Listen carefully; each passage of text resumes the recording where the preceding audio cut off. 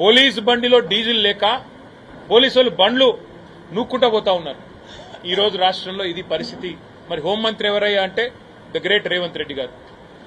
నేను అనేది ఇవాళ ఈ రాష్ట్రంలో ఈ రకంగా పోలీసుల వ్యవహారం ఉంటే ఆ పోలీస్ మంత్రి గారు ఏం చేస్తున్నట్టు, ప్రభుత్వం ఏం చేస్తున్నట్టు, పట్టపగలు 11 గంటలకి ఉదయమే 5 తుపాకులతో కరీంనగర్లో దుండగులు సంచరిస్తుంటే ఏం చేస్తున్నట్టు ఇక్కడ పోలీస్ యంత్రాంగము?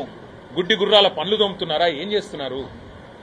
మా కార్పొరేటర్లను తీసుకొని పోయి ఎప్పుడో 20 ఏళ్ల కిందటి కేసులు పెట్టి జైళ్లలో పెట్టడం, మా వాళ్ళు పిల్లలు ఎవరైనా సోషల్ మీడియాలో పోస్టు పెడితే ఫోన్ చేసి బెదిరించడం, ఒక రీట్వీట్ చేస్తే 20 రోజులు జైల్లో పెట్టడం, ఇదేనా పోలీసింగ్ అంటే ఈ రాష్ట్రంలో? ఈరోజు నేరాలు, ఘోరాలు, వీటి నియంత్రణలో ప్రభుత్వ వైఫల్యం వల్ల ఇవాళ శాంతి భద్రతలు అడిగంటిపోవడం వల్ల ఇవాళ మనం బీహార్తో పోటీ పడే ఒక దౌర్భాగ్యపు పరిస్థితి ఈ కాంగ్రెస్ ప్రభుత్వం వల్ల, రేవంత్ రెడ్డి గారి వల్ల వచ్చింది.